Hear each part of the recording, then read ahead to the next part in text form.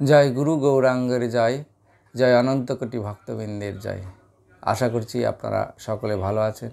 আপনাদের শ্রী চরণপদ্মে আমার দণ্ডবত প্রণাম। আজকে আপনাদেরকে শ্রবণ করাবো মোহিনী একাদশী ব্রত মাহাত্ম্য কথা। এই মোহিনী ব্রত শুরু 19/5/2024 রবিবার এবং এই ব্রতের পালনের দিন হচ্ছে 20/5/2024 4:52 থেকে 9:19 এর মধ্যে আপনারা পালন করবেন। তো শ্রবণ করুন মোহিনী একাদশীর ব্রত মাহাত্ম্য কথা। এটি কুর্ম পুরাণে আছে। কুর্ম পুরাণে বৈশাখের শুক্লপক্ষের মোহিনী একাদশীর ব্রত মাহাত্ম্য বর্ণনা করা হয়েছে। মহারাজ যুধিষ্ঠির বললেন, হে জনার্দন, বৈশাখ শুক্লপক্ষিয়া একাদশীর নাম কি, কি ফল, কি বিধি, এ সকল কথা আমার নিকট বর্ণনা করো।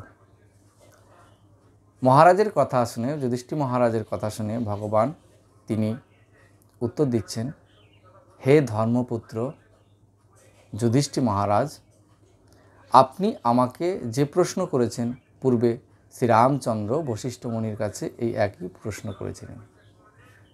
যুধিষ্ঠির মহারাজ ভগবান শ্রীকৃষ্ণের কাছে যে প্রশ্নটির কথা জানতে চাইছেন, মোহিনী একাদশী ব্রত কথা, তার ফল কি, করলে কি লাভ হয়, তো সে কথা বশিষ্ঠ মুনির কাছে ভগবান শ্রীরামচন্দ্র জানতে চেয়েছিলেন।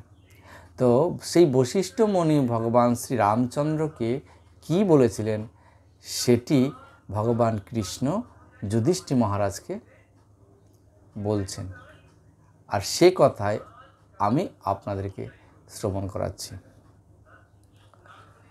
তিনি জিজ্ঞাসা করলেন, হে মুনিবর, অর্থাৎ রামচন্দ্র তিনি জিজ্ঞাসা করলেন, হে মুনিবর, আমি জনক নন্দিনী সীতার বিরহজনিত কারণে বহু দুঃখ পাচ্ছি, তাই একটি উত্তম ব্রতের কথা আমাকে বলুন, যার দ্বারা সর্বপাপ ক্ষয় ও সর্বদুঃখ বিনাশ হয়। এ কথা শুনে বশিষ্ঠদেব বললেন, হে রামচন্দ্র, তুমি উত্তম প্রশ্ন করেছ, তোমার প্রশ্ন অতি উত্তম। যদিও তোমার নাম গ্রহণ করলেই মানুষ পবিত্র হয়ে যায়, অর্থাৎ ভগবানের নাম গ্রহণ করলেই মানুষ পবিত্র হয়ে যায়, তবুও লোকের মঙ্গলের জন্যে, সাধারণ মানুষের মঙ্গলের জন্যে তোমার কাছে সর্বশ্রেষ্ঠ এবং পবিত্র একটি ব্রতের কথা বলছি। কে কাকে বলছেন? রামচন্দ্রকে শ্রবণ করাচ্ছেন বশিষ্ঠ মুনি। বৈশাখ মাসের শুক্লপক্ষিয়া একাদশী মোহিনী নামে প্রসিদ্ধ। এই ব্রত প্রভাবে মানুষের সকল পাপ, দুঃখ, মোহজাল অচিরেই বিনষ্ট হয়। সমস্ত পাপ বিনষ্ট হবে, দুঃখ বিনষ্ট হবে, মোহ মায়া জালের মধ্যে, আমরা মোহর মধ্যে যে পড়ে আছি সেটাও বিনষ্ট হবে। তাই মানুষের উচিত সকল পাপ ক্ষয়কারী ও সর্বদুঃখ বিনাশিনী এই একাদশী ব্রত পালন করা। বশিষ্ঠ মুনি রামচন্দ্রকে বলছেন, আর সে কথা ভগবান শ্রীকৃষ্ণ যুধিষ্ঠির মহারাজকে বলছেন, তার মানে আমাদেরকে শ্রবণ করাচ্ছেন, আমরা শ্রবণ করে যাতে এই একাদশীটি পালন করি। আরও বলছেন বশিষ্ঠ মুনি, একাগ্র চিত্তে তার মহিমা তুমি শ্রবণ করো, এই কথা শ্রবণ মাত্রই সমস্ত পাপ বিনষ্ট হয়। বিশ্বাসে মেলায় বস্তু, তর্কে বহুদূর। অর্থাৎ বিশ্বাস করতে হবে, হ্যাঁ সত্যি করেই এটা শ্রবণ করলে আমার পাপ মুক্ত আমি হব।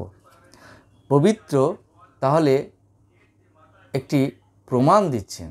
কি প্রমাণ? পবিত্র সরস্বতী নদীর তীরে ভদ্রাবতী নামে এক সুশোভনা নগরী ছিল। চন্দ্র বংশজাত ধৃতিমান নামে এক রাজা সেখানে রাজত্ব করতেন। সেই নগরীতে ধনপাল নামে এক বৈশ্য বাস করত। তিনি ছিলেন পূর্ণকর্মা। ধনপাল তিনি পূর্ণকর্মা সমৃদ্ধশালী ব্যক্তি। তিনি বহু নলকূপ স্থাপন করেছেন, জলাশয় স্থাপন করেছেন, উদ্যান স্থাপন করেছেন, মঠ এবং মন্দির স্থাপন করেছেন। তিনি ছিলেন বিষ্ণু ভক্তি পরায়ণা এবং শান্ত প্রকৃতির মানুষ। তার 5 পুত্র ছিল, নাম হচ্ছে সুমনা, দ্রুতিমান, মেধাবী, সুকৃতি, দৃষ্ট বুদ্ধি নামে 5 পুত্র। পঞ্চম পুত্র, ছোট পুত্র দৃষ্ট বুদ্ধি, তিনি অতি দুরাচারী ছিলেন। তো এই জড়জগতেও দেখা যায় যে সবচেয়ে ছোট পুত্র হোক বা কন্যা হোক, তারা কিন্তু কারো কথা শুনতে চায় না, তারা একটু অবাধ্যই হয়, তাই না? তো সেই রকম সে সর্বদা পাপ কর্মে লিপ্ত থাকত। কি কি পাপ কর্ম করত? পরস্ত্রীর সঙ্গী, পরস্ত্রীর সঙ্গ করত, বেশ্যা আসক্ত ছিল, লম্পট ছিল এবং দ্রুত ক্রিয়া, তাস পাশা ইত্যাদি, জুয়া ইত্যাদি খেলত। এটি পাপ। এই পাপকর্মে তারা লিপ্ত ছিল, সে লিপ্ত ছিল। আরও কি? দেবতা, ব্রাহ্মণ এবং পিতামাতার সেবা তার একেবারেই পছন্দ ছিল না, এসব তিনি পছন্দ করতেন না। এই দৃষ্ট বুদ্ধি নামের সঙ্গেও একটু মিল আছে। সে অন্যায় কার্যে রত, দুষ্ট স্বভাব, পিত্ত ধন ক্ষয়কারী, পিতার ধন তিনি নষ্ট করেন। সব সময় সে অভক্ষ ভক্ষণ, যেটি শাস্ত্রে নিষিদ্ধ, যেটা খাওয়া উচিত নয়, সেটি তিনি খান এবং সুরাপানে মত্ত থাকেন, মদ সুরাপানে তিনি মত্ত থাকেন। পিতা ধনপাল একদিন পথ চলছিলেন, হঠাৎ তিনি দেখতে পেলেন দৃষ্টবুদ্ধি এক পতিতালয়ের নারীর গলায় হাত রেখে নিঃসংকোচে ঘুরে বেড়াচ্ছে। চৌরাস্তার মোড় দিয়ে তিনি এইভাবে ঘুরে বেড়াচ্ছেন। তার নির্লজ্জ পুত্রকে এভাবে চৌরাস্তায় ভ্রমণ করতে দেখে তিনি অত্যন্ত মর্মাহত হলেন, মনে মনে অত্যন্ত তিনি ক্ষুণ্ণ হলেন। এই কুস্বভাব দর্শন করে বাবা ক্রুদ্ধ হয়ে রেগে গিয়ে তাকে গৃহ থেকে বের করে দিলেন। তার আত্মীয় স্বজন তাকে পরিত্যাগ করলো, আত্মীয় স্বজনরাও তাকে পরিত্যাগ করে দিল। সে তখন নিজের অলঙ্কার আদি বিক্রি করে জীবন অতিবাহিত করলো। সেই পতিতা নারীর সঙ্গে তিনি জীবন অতিবাহিত করছেন। কিছুকাল এইভাবে চলার পর অর্থাভাব দেখা দিল। অবশ্যই কাজকর্ম না করলে তো অর্থর অভাব হবেই, তাই কিছুকাল এইভাবে অলঙ্কার বিক্রি করে করে যখন তিনি সংসার নির্বাহ করলেন, কিছুকাল যাওয়ার পরেই অর্থের অভাব দেখা দিল। ধনহীন দেখে সেই পতিতা নারী তিনি তাকে পরিত্যাগ করলেন। যতক্ষণ পর্যন্ত আমাদের অর্থ থাকবে, যতক্ষণ পর্যন্ত আমাদের বল থাকবে, ততক্ষণ পর্যন্ত আমাদের সঙ্গে সকলেই থাকবে। যখন আমাদের অর্থবল কমে যাবে, শারীরিক বল কমে যাবে, যখন ইনকাম করতে পারবো না, আমাদেরকে কেউ দেখতে পারবে না। এই রকম পতিতা নারীর মতন সকলে চলে যাবে অর্থ শেষ হয়ে গেলে আমার কাছ থেকে। তাই কি করা উচিত আমাদের? সর্বক্ষণ হরিনাম এবং ভগবত সেবা পরায়ণ হওয়া অবশ্যই কর্তব্য। অন্ন বস্ত্রহীন দৃষ্টবুদ্ধি ক্ষুধা তৃষ্ণায় অত্যন্ত কাতর হয়ে পড়ল। অবশেষে নিজের গ্রামে সে চুরি করতে লাগলো। যে গ্রামে তিনি প্রথমের দিকে ছিলেন, সেই গ্রামে চুরি করতে লাগলো। একদিন রাজপ্রহরী তাকে ধরে বন্দি করলো, কিন্তু পিতার সম্মানার্থে তাকে মুক্ত করে দিল। রাজার যে প্রহরীরা যারা পাহারা দেয়, তারা চুরি করছে দেখে ধরে ফেলল, কিন্তু পিতার একটি সম্মান আছে, তিনি সমাজে একটি সুসমৃদ্ধশালী ব্যক্তি। তাই সেই সম্মানের জন্যে রাজপ্রহরীরা দৃষ্টবুদ্ধিকে ছেড়ে দেয়। এভাবে কয়েকবার সে ধরা পড়ল, ছাড়াও পেল, কিন্তু তবুও সে চুরি করা বন্ধ করল না। তখন রাজা তাকে কারাগারে বন্ধ করে রাখলেন। বিচারে সে কষাঘাত দণ্ডভোগ করল। তিনি কষাঘাত, বিচার হলো, বিচার হয়ে তিনি দণ্ডভোগ করলেন। কারাভোগের পর অন্যান্য উপায় দৃষ্টবুদ্ধি বনে প্রবেশ করল, অর্থাৎ সেখান থেকে কারার থেকে, বন্দি থেকে তিনি মুক্ত হলেন, বনে চলে গেলেন। সেখানে সে পশু পাখি বধ করে তাদের মাংস ভক্ষণ করে অতি দুঃখে পাপময় জীবনযাপন করতে লাগলো। এবার শুরু হলো আরও বেশি পাপ করা, পশু পাখি হত্যা করা।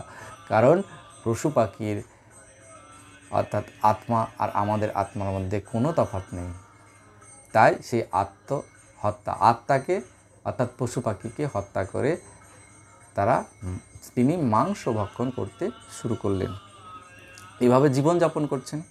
দুষ্কর্মের ফলে কেউ কখনো সুখী হতে পারে না। শাস্ত্র তাই বলে যে দুষ্কর্ম করে কেউ কিন্তু কোনো দিনও সুখী হতে পারে না। প্রথম অবস্থায় হয়তো তিনি সুখ অনুভব করবেন, কিন্তু তার যে পাপ, সেই পাপের ফল ভোগ করতেই হবে, এটা অবশ্যম্ভাবী। তাই সেই দুষ্ট বুদ্ধি দিবারাত্রি দুঃখ শোকে জর্জরিত হয়। আমাদের দুঃখেরও কারণ কিন্তু এই একটি, আমরা প্রচণ্ড পাপ করছি, পাপ করি, তার জন্য আমাদের এই দুঃখ কষ্ট। আমরা যখন দুঃখ পাই, কষ্ট পাই, দুঃখ কষ্ট হয়। এইভাবে অনেক দিন অতিবাহিত হলো। কোনো পুণ্য ফলে সহসা একদিন সে কৌণ্ডিল্য ঋষির আশ্রমে উপস্থিত হলো। হয়তো পূর্বজন্মে কোনো তিনি সুকৃতি বা পুণ্য করেছিলেন, তার প্রভাবে তিনি কৌণ্ডিল্য ঋষির আশ্রমে গেলেন। বৈশাখ মাস, ঋষিবর গঙ্গা স্নান করে আশ্রমের দিকে প্রত্যাবর্তন করছিলেন। ঋষি গঙ্গা স্নান করে আশ্রমের দিকে আসছেন। শোকাকুল দৃষ্ট বুদ্ধি তার সম্মুখে উপস্থিত হলো, তার সামনে উপস্থিত হলো। ঘটনাক্রমে ঋষির বস্ত্র হতে এক বিন্দু জল তার গায়ে ছিটকে পড়ল। কোনো ক্রমে ছিটকে সেই এক বিন্দু জল ঋষিকুমারের এক বিন্দু গায়ের থেকে এক বিন্দু জল দৃষ্টবুদ্ধি শরীরে ছিটকে গেল। সেই জলস্পর্শে তার সমস্ত পাপ দূর হয়ে গেল। হরি বল। কারণ সাধু গুরু বৈষ্ণবের স্পর্শ, জলস্পর্শে দেখুন সমস্ত পাপ দূর হয়ে গেল। দর্শনে পাপ দূর হয়, সাধু গুরু বৈষ্ণবদের স্পর্শনে পাপ দূর হয়, আর জলের ছিটা পেয়ে পাপ দূর হয়ে গেল। হঠাৎ তার শুভবুদ্ধির উদয় হলো, তার শুভবুদ্ধি উৎপন্ন হলো। দুষ্কর্ম করার বুদ্ধি আর তার মনে আসলো না। তাই কেউ যদি সাধু গুরু বৈষ্ণবের কৃপা একটু সামান্য কিছু লাভ করে, তিনি ভক্তি জগতে খুব তাড়াতাড়ি উন্নতি সাধন করতে পারবেন। হরি বল। ঋষির সামনে এসে কৃতাঞ্জলি পুটে প্রার্থনা করতে লাগলেন, হে ঋষিশ্রেষ্ঠ, যে পুণ্য প্রভাবে আমি এই ভীষণ দুঃখ যন্ত্রণা থেকে মুক্তি লাভ করতে পারি, তা কৃপা করে আমাকে বলুন। যেহেতু এই শুভবুদ্ধি সম্পন্ন হয়েছে, শুভবুদ্ধির উদয় হয়েছে, তাই সাধুকে জিজ্ঞাসা করছেন, কোনো পুণ্যব্রত আছে, তাহলে আমাকে কৃপা করে বলুন। ঋষিবর বললেন, বৈশাখ মাসের শুক্লপক্ষে মোহিনী নামে যে প্রসিদ্ধ একাদশী আছে, তুমি সেই ব্রত পালন করো। অর্থাৎ এই আগামীকালকে যে একাদশীটি আসছে, মোহিনী একাদশী, এবং রবিবার আছে, সকলে করতে পারবেন, সবাই মিলে একাদশীটা পালন করুন। এই ব্রতের ফলে মানুষের বহু জন্মার্জিত, বহু আগের জন্মের অর্জিত পর্বত পরিমাণ পাপ রাশি, যদি পর্বত পরিমাণও পাপ রাশি থাকে, সেই পাপ রাশি ক্ষয় হয়ে থাকে। মহামণি বশিষ্ঠ বললেন, কৌণ্ডিল্য ঋষির উপদেশ শ্রবণ করে প্রসন্ন চিত্রে আনন্দিত হয়ে দৃষ্টবুদ্ধি সেই ব্রত পালন করলেন। করার ফলে তার কি হলো দেখুন। এই ব্রত যদি আমরা পালন করি, আমাদের কি হবে দেখুন। হে মহারাজ রামচন্দ্র, এই ব্রত পালনে সে নিষ্পাপ হলো।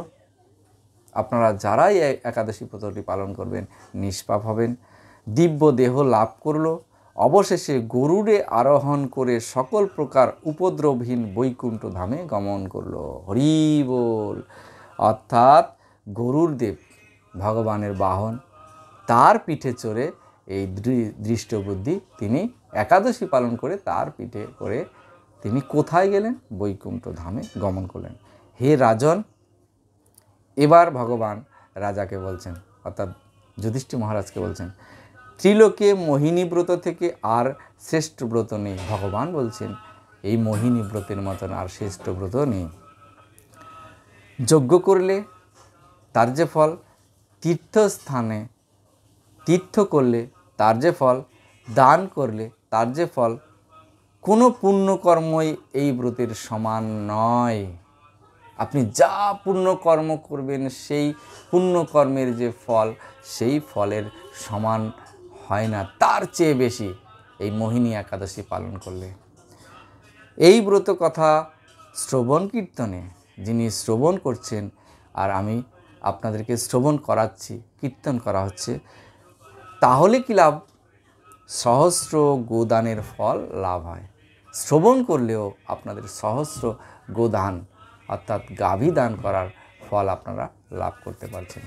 আর এই ব্রতটা যদি পালন করেন, ভগবান কথা দিয়েছেন যে গরুরের পিঠে চড়ে বৈকুণ্ঠ গমন করতে পারবেন। নিতাই গৌর হরিবল। আপনারা অবশ্যই এই একাদশীটা পালন করুন। পালন করলে আপনারা সর্বপাপ থেকে মুক্তিপ্রাপ্ত হবেন, সর্বদুঃখ থেকে আপনারা মুক্ত হবেন এবং অবশেষে মৃত্যুর পর আপনারা বৈকুণ্ঠ ধামে গমন করতে পারবেন। নিতাই গৌর হরিবল। আপনারা অবশ্যই পালন করবেন। আজকে এখানে বিশ্রামে রাখছি। হরে কৃষ্ণ কৃষ্ণ কৃষ্ণ হরে হরে, হরে রাম রাম রাম হরে হরে।